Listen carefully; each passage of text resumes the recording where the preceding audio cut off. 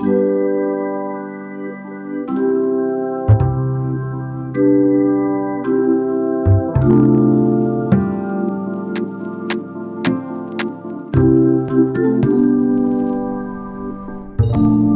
how's it going, people of YouTube? Today I'm joined by Lex Ellis. He is a legend in the fragrance reviewing community. He has been doing it for about 20 years now. His channel is from 2007, and so if you watch it, you'll get to see him like progress from almost like boy into man. So a pioneer of the YouTube fragrance community. Lex makes his own 8-bit music and films his early fragrance reviews in what looks like a creamy yellow-walled attic. His vulgar yet affable personality gives off class clown persona that you'd get in trouble for laughing at, but it'd be worth it. It's almost unheard of to watch a reviewer's channel where he has videos as a kid and as a man. Either way, Lex has always had great taste in some of the classic heavy-hitting dad colognes, some of which I hope to discuss today. Oh yeah, look forward to it. Well, Lex, I'm really happy to have you on the channel. I've been watching your videos for quite a while, and yeah, you have very good taste in cologne, and it's very entertaining. I think one of the last ones I watched that I really enjoyed was the Antaeus. There's a little thing is there's a little issue. The audio is a bit crackly.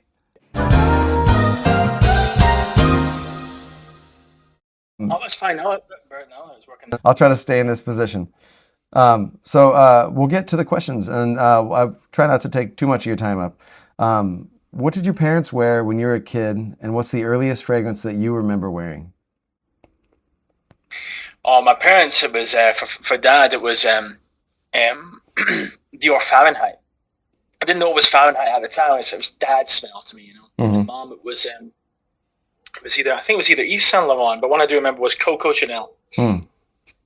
Was Mom's one. And for me, I think the earliest one I really remember wearing was in high school, and it was Calvin Klein's Crave. It came in a plastic clear bottle, and the vaporizer was a little rubber thing on the side. And I loved it. It was great. It was fantastic. Got it for Christmas. Never wore it one day, and everyone at school was like, "You smell so good." I'm like, "Well, in that case." Yeah, I can see that. My mom's signature was CK1, and my dad didn't really wear much. He just smelled like work all the time. But it took so long to actually start thinking of him in a different way. I mean, I had a bottle of Polo Sport for years and years, and I would only wear it on special occasions. So, who was the person who helped you think of fragrances in an elevated way? And what was the first perfume you smelled that you thought of as a work of art, not just something good smelling to spray on?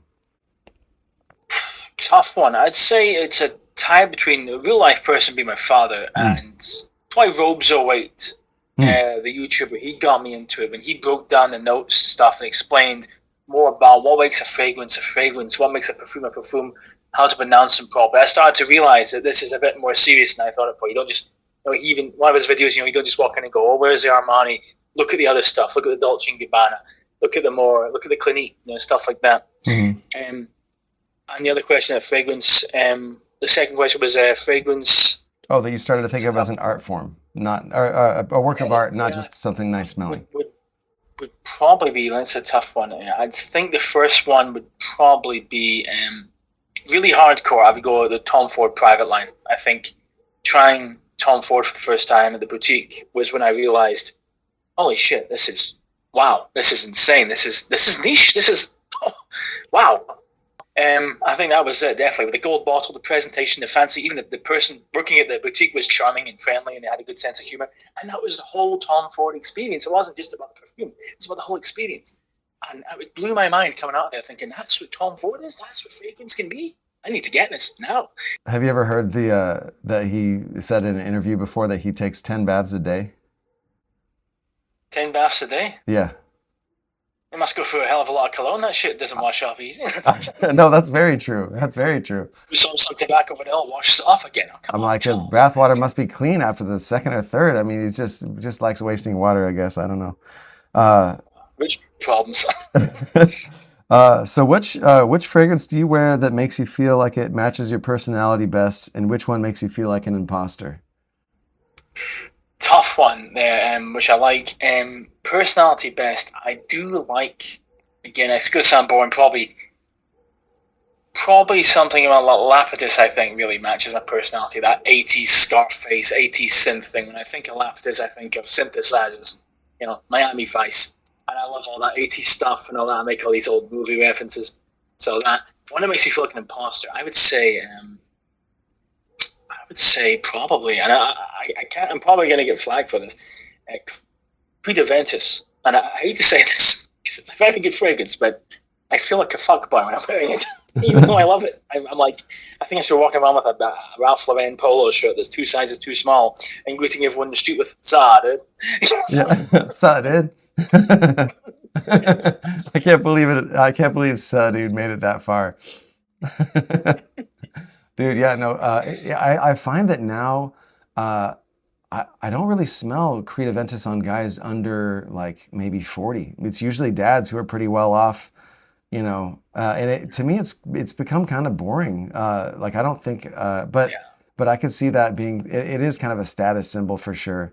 Well, I heard a rumor that that Trump wears it, which I believe, and I'm sure somebody gave it to him as a gift and told him like, oh, this is the top of the line. This is like super expensive. All the guys want to be this guy, and he's like, oh, perfect. It's the best I have the one. smoky patch. You have the fruity patch. Sounds great. Everyone will love it. Yeah, you can see you. Nobody else will be wearing it. It's me. Fantastic. I have all the batch numbers. Yeah. Oh my on gosh. WordPad. I have the best batch codes. Like no one's ever seen.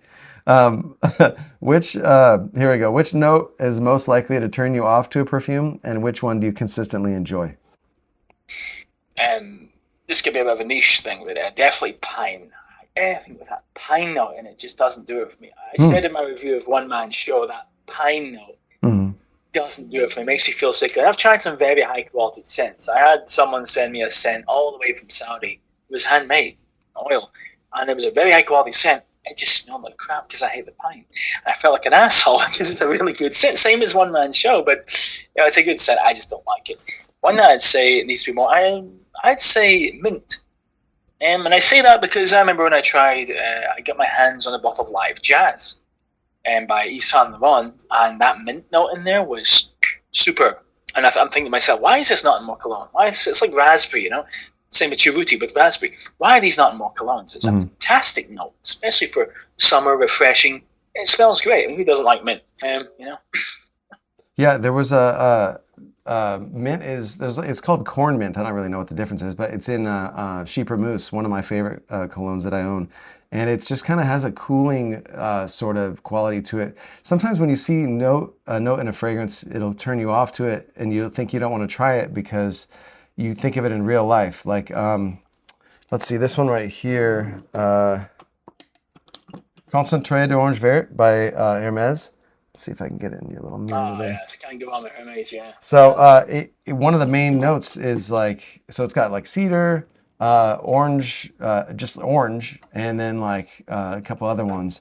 And I thought maybe I wouldn't like it because I just thought orange. I figured maybe it'd smell like an orange lollipop or something. But if a perfumer has an interpretation of a note, that's a totally different thing. It's like it can be like an abstract painting of the thing that you're picturing. And that's kind of what I prefer, not just a straight note. Like I'm not making a smoothie. I want an artistic interpretation of something, like. Excellent breakdown. I completely agree with that analogy. Fun fact, I actually don't own a single bottle of Hermes. I've tried it, but I've actually not bought a single Hermes fragrance, believe it or not.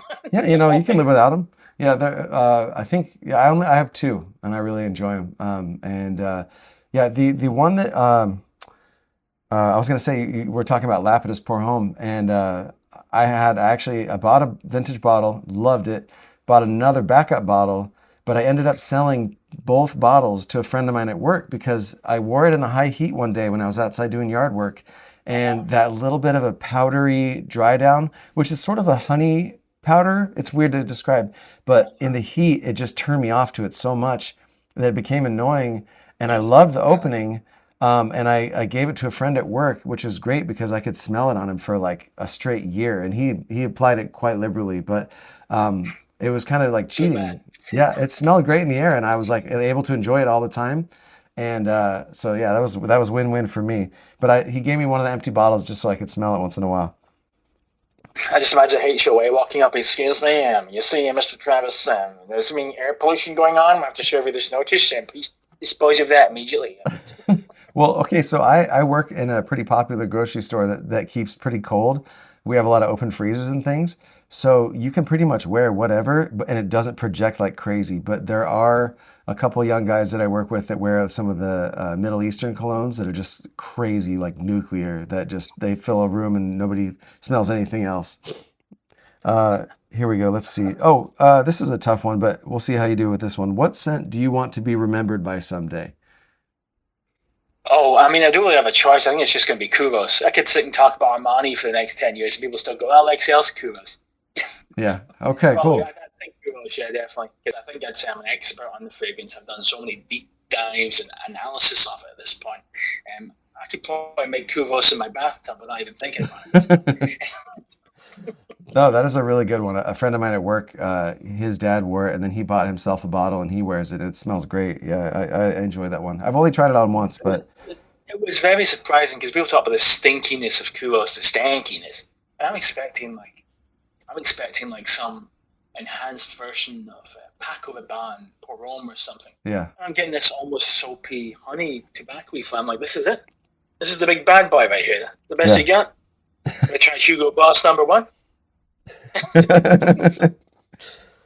So, Uh, okay, here we go. So what qualities make up a great dad cologne to you? a great dad cologne. I definitely think masculine.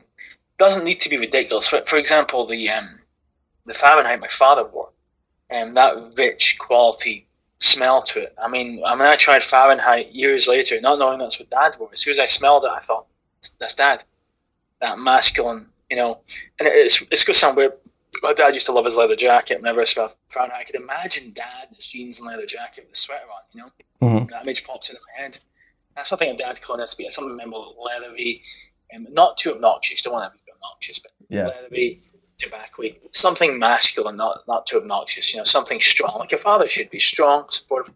As weird as that sounds, my fragrance is strong and supportive of me. No, New level of men. that makes sense. I totally agree. I think that it doesn't need to fill a room, but it's strong and supportive. Those are good words. That's what you want in a dad. There are some dad colognes that smell kind of like unapproachable and like somebody who's unavailable or distant or just like too good to make time with their kids. Like Safari for Men is one that just comes to mind where I tried it and I just couldn't get that thought out of my mind. Is like, this is a dad who's like not real polite to his wife, who has interests that he probably doesn't share with his kids. And that's just the picture that popped into my head. And I like one of the things in your reviews when you talk about a fragrance, you don't get hung up on the notes or things like that or the technicalities of the perfumer. It's really just about like the vibe that it gives off. And you describe it as having a distinct personality, which, those are my favorite kind of videos to watch because every scent in your drawer or whatever should have a distinct personality. And you don't want a bunch of repetitive stuff. Again, exactly. Once you start not considering the notes and considering the, shall we say, scientific breakup of the fragrance, at that point you're just painting with numbers, aren't you? Right. It becomes a scientific breakdown instead of an analysis of a work of art. Right. Imagine looking at a beautiful painting instead of looking at what the painting portrays. You're looking, going, oh, it uses this type of paint and this type of shading, and it uses skibbity bab. And Yeah. Here we go. So what fragrance do you love that most people around you have a hard time appreciating? Because I know that we all kind of have one that nobody compliments us. Everybody's like, oh, that again. But you're just like, I love it so much. You just don't understand it. I'd say I'm not going to list the powerhouse because I think that's just it's going to be either Lapsus or Kuros. I'm going to try and go for a different one. I'd say, believe it or not, I'm going to drop one. It would be, trying to think now. Probably Van Cleef and Arpels Pour Homme. I think it's a fantastic. I'm lucky to have an original bottle, but it has a square before they changed it. I think it's a fantastic scent. Leathery. I'm a big fan of the written reviews, like Cron Pybos and stuff. And I remember one of the written reviews stated, "I feel he said he was a lawyer. Whereas that he feels like a lawyer." And that's what I think about Van Cleef. I like it. I think it smells high class. It doesn't smell very good. I'm like, this is Van Cleef and Arpels, okay? Yeah. Armani, okay? Nobody Excuse me. cares. Nobody cares. They're just like when they say like, "Oh, what are you wearing?" It's like two words into it, they're out. They're just like, "Sure, okay, whatever." That's why You don't everybody's hear like, about Van Cleef and Arpels once went popular on TikTok, you peasant. "Yeah." Seriously. Um, so the only one I've heard of, so I actually haven't seen that. I gotta look up the bottle. I'll have a picture of it in the video when I come out with it. But I thought you were gonna say or Zara, is that how you Star? say it? Zara, T Zara, S. Zara, Yeah, oh, it's Zara, yeah, because Zara, yeah, I mentioned that has that stinkiness to it, doesn't it? You know, it's a I haven't smelled either one. I'll put it on my list of things I gotta check out. Oh, here we go. Okay, it's time for Dad Sent Me. You ready to play Dad Sent Me? oh, of course. All right, I'm gonna give you a scenario, and this one's gonna be, I think, right up your alley. So you're just gonna give me a cologne that fits the situation, and here we go. There's a big kid at my middle school who won't stop bullying me. He says he'll stop if I beat him in an arm wrestling contest in front of all the other kids at lunch. I only have cologne from the 80s. Hugo Boss number one, 20 sprays, round to the chin, on the wrists, sorted. 20 sprays. I think you'll sit down and he'll just be like, never mind, I forfeit. I apologize, sir. This interaction did not go the way I planned. There you go. Now you're civilized. So that one I haven't smelled that one. But how would you describe the vibe of that one? Maybe honey tobacco-y. A lot of people just, again, it goes back to why I started doing reviews. A lot of people pass off and go, "Oh, you and okay. That's the best you got, really. 2 words, come on."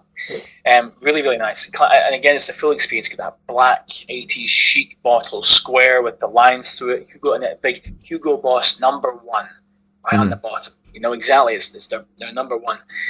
And it's got a honey tobacco flavor. It reeks of the 80s in a good way. Like, Yeah. I'm going to say something really weird. I guarantee you've probably smelled something similar at some hotel at some point. Probably a Best Western. What was it? I smelled the other day Prada Luna Rosa Carbon, the eau de parfum, and because I was curious because I heard it had a licorice note, and I'm like, I wonder what a modern licorice note smells like. And the only other thing I'd smelled was in a new Hermes. It was like a flanker of Terre d'Hermes, but it was like intense something or other. I don't know, but it was the only one that has a licorice note. Both of them I was really let down by. It wasn't like a medicinal licorice. It was just like sweet, faint, very vague, very boring, very safe. And I thought, man, I just need to go home right away and spray something from the 80s on top of this because this is so boring. Prada as a house, I actually haven't spoke a lot about the house. I should do more videos discussing houses in general. But Prada as a house is very interesting to me because they're sort of, I'd say, in the Versace and Prada are very similar to me because they have awesome, mediocre, awesome, mediocre, awesome, mediocre, awesome, mediocre. There's no good, good, good, good, good. There's just really good, mid, really good, mid, Yeah. and that's it. So, really I mean, weird house. I feel like they almost, except for some of the women's, like my wife has Prada Candy Kiss, which is like white musk and orange blossom, which smells beautiful. But like, I mean, I've noticed one thing about the houses, they have all rounded edges. Like there's nothing sharp, nothing screechy, nothing that really stands out. It's all very office safe and, very polite.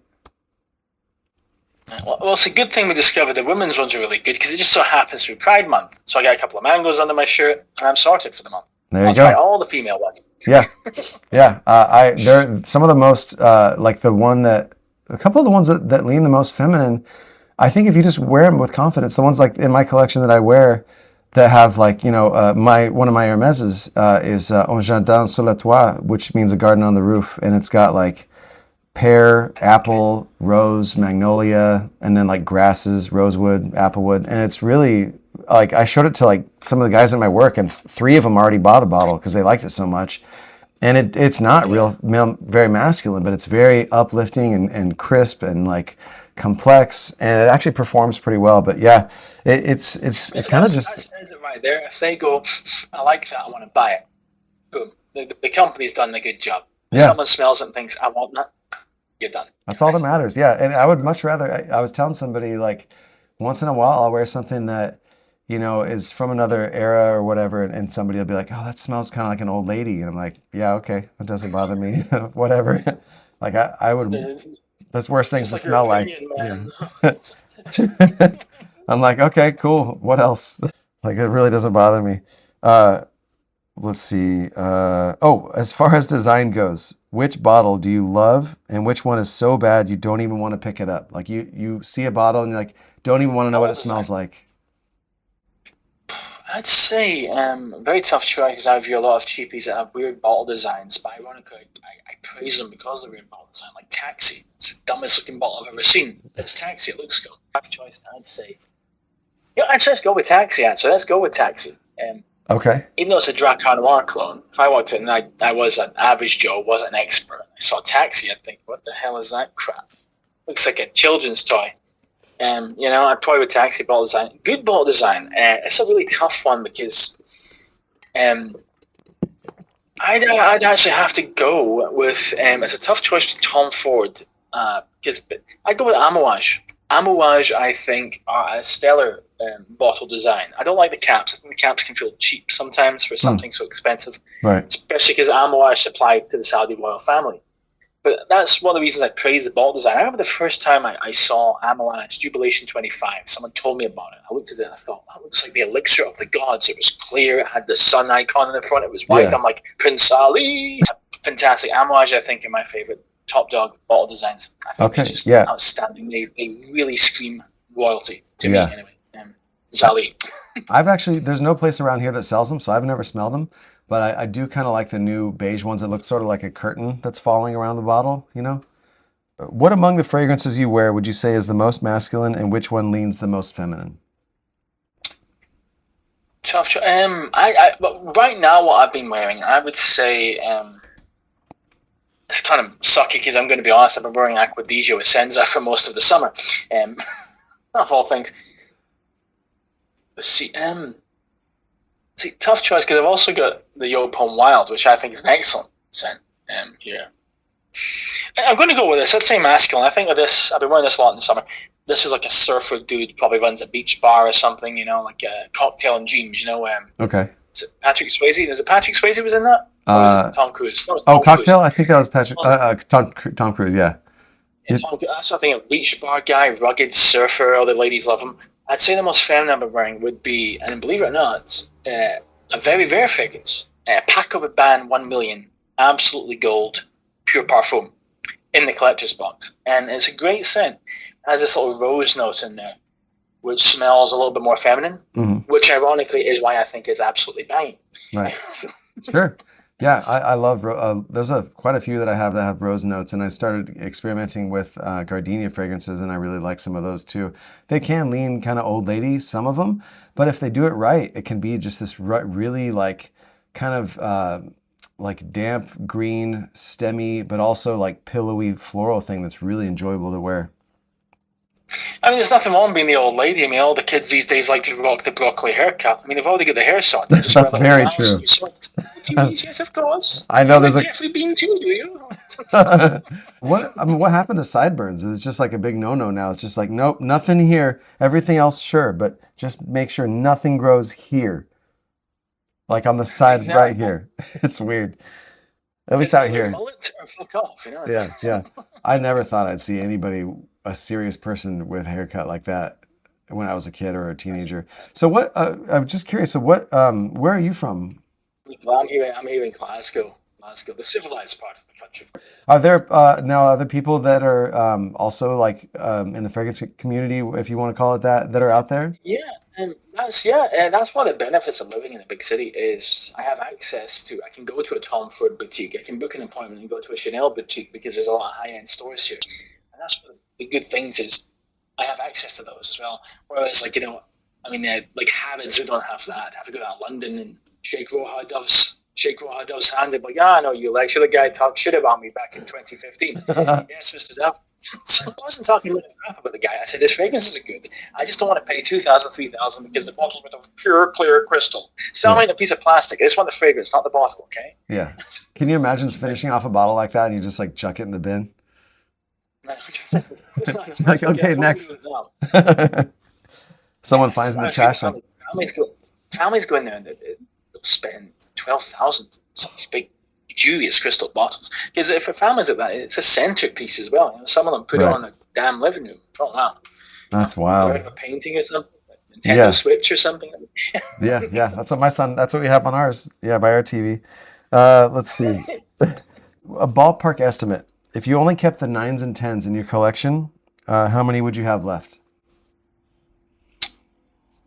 I've got around, I think it's 215 or 220 bottles around that. So I'd say about maybe 40 bottles. No, Yeah. that's it. I'd go for 50 bottles because I'm taking into account there's vintage ones in there, which needs to be taken into account. I mean, how can you not call a vintage Kuros a 10 out of 10 or a vintage Cool Water? No, and it's crazy because a lot of my collection, when I bought it, I bought vintage, or I've got the re-release, the reformulation, and now my collection, looking at it, is now vintage of a vintage of a vintage because it's been reformulation, bottle design, because some of these are 15 years old, and I'm just Right. like, well, shit. And so I'd say about 40 or 50. Okay. What was I gonna say? Yeah, I have some minis of some of the old vintage ones that my mom came across. I think at an estate sale, and they're a lot of fun to wear. Today I wore Giorgio for Men, Giorgio Beverly Hills. Just a little mini one that I have, and it's not one you want to wear in high heat, but it warmed up a bit, so I sprayed something else on. Georgia, I see you're also an alpha male with a shaved head like me. So are there any channels that you watch that are like, are you familiar with like Fragrance Matte or like That's Scentland? about a minute. You read that. I was about to say Fragrance Matte because there was two. I think is it Fragrance Matte or the other Matte? There was two Mattes. There was Fragrance Matte who liked his old stuff, Hmm. and then there was another man, Matt Conkis, and I'm pretty sure he's in my Facebook group. Matt Conkis is the vintage king. Okay.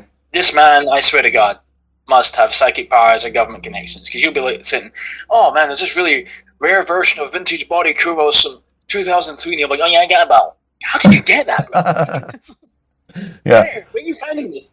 There are a couple people that are like my white whale on my channel that I really want to have on. You were definitely on that like top tier list where I'm like, one of these days I gotta, because it's a very new channel, but I just thought, who are some of the funnest people that I would have on, and you were definitely up there. So I'm hoping to have both of them on the channel someday. But if you ever come across Fragrance Matt, just tell him, hey, get on Dad's cologne drawer. Like I'm gonna keep bugging him. Yeah.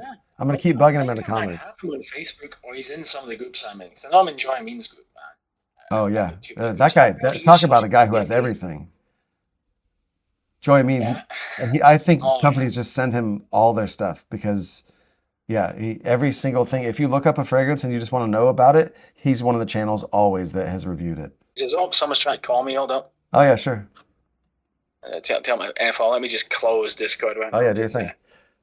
Quit Discord. There we go. I hate when people randomly call me. Like if people just message, hey, you free? Just randomly call me. It's like, look, Yeah, this is not the DMV, okay? yeah. Well, that's how it used to be when we were kids. It was like the phone rings and you're like, oh, someone's calling. Who? Hello? And now it's just like you look at the screen, you're like, nah, I'm good. It's Joe from down the street. Want to play Super Nintendo? Okay. Yeah. Let's here we go. Oh, which one currently tops your list that you are anxiously waiting to smell? Really tough choice. The problem with this, I've bought a lot of these intense versions of fragrances, and a lot of the ones I love have now superior parfum versions, such as the Acqua di Giu Profumo, the Jean Paul Gaultier, the Armani Code Profumo.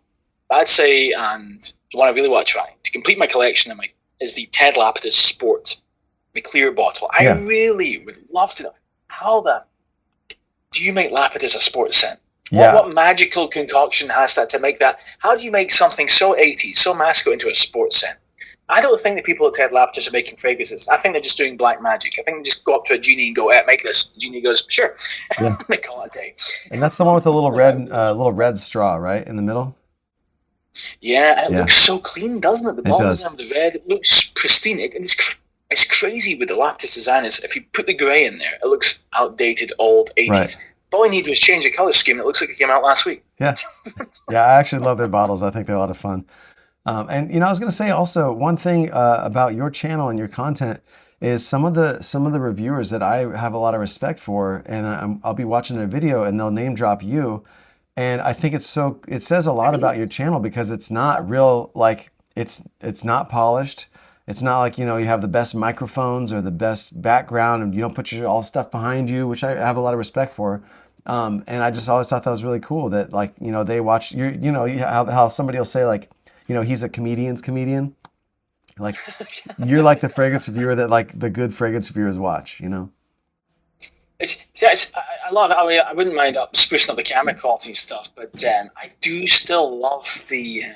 Call me old fashioned. I mean, just the other day, YouTube recommended me a video, and it was some guy, grainy webcam, and he was going through some PlayStation 2 games he picked up at the bargain sale, and it was just some guy with a t-shirt, messy bedroom, just, and I got this game, I got Max Payne, it's a classic, and he was just yambling on, no professional camera, and that's the content I want to see, the average Joe. Yeah. And there's nothing wrong with sprucing it up in high quality, high production value like George and stuff too. I respect that. Yeah. But I find there's a bit of a barrier between high production value and someone sponsoring me to make this video.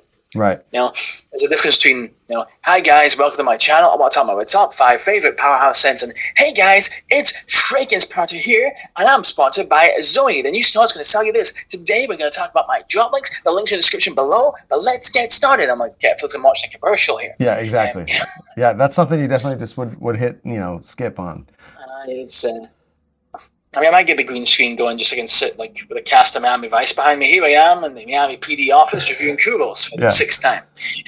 Well, that's the thing, I think one of the things about your channel too is one of the things that I enjoy about, doing content is that there's no rules. You don't have anybody sponsoring it. You don't have anybody to answer to. Yeah. You can do whatever you want. I mean, the last video I put out was a review of Luciano Soprani Uomo, and I basically made the whole episode an episode to poke fun at microphones because I just got this new one and it has the little cover on it and it falls off in the video, and then I just added a ton of really annoying sounds in the background to where the whole rest of the review just gets completely derailed and you don't hear anything else. It's ridiculous. One of my buddies commented on one of your videos. I think it was a Jeffrey Bean one. He loved the backdrop of the garden. Because he was like, oh, you interviewed with this guy. I said, yeah, and I linked him to your channel. He commented. He's like, oh, I love his backdrop. I was like, yeah, I know, the green with the grass. It's S tier.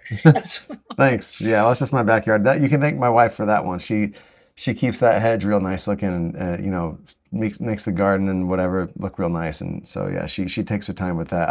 I'm the one that gets up on the ladder to get the very top of it, and she holds it for me because I don't want anybody else in my family going up that high because it's not a level. There's like gopher holes and stuff. And not real safe. So let me get to the last one here. How do you keep the hobby from becoming a source of stress, and what rules, if any, have you given yourself along the way? For me, it's always been the first rule is a financial rule. I know there's been several videos about fragrance addiction, and for me, it's got to be. I'll actually quickly talk about a little rule I made for myself as a New Year's resolution. This year, I said to myself, I'm going to stop tolerating crap. I'm done playing games that are 7 out of 10 are just okay. I'm done eating food from restaurants that's just okay, and done watching Netflix series that are just okay. I'm done with it. I want 10 out of 10. I want overwhelmingly positive. I want S tier. I'm done with the crap. And I'd say that's a rule I would apply as well with fragrance. Financially, set a budget. Ask yourself, this month I'm going to spend this amount on fragrances, and that's good because it's going to force you to go for quality. You say to yourself, I could get 1 Tom Ford or 3 cheapies. Mm-hmm.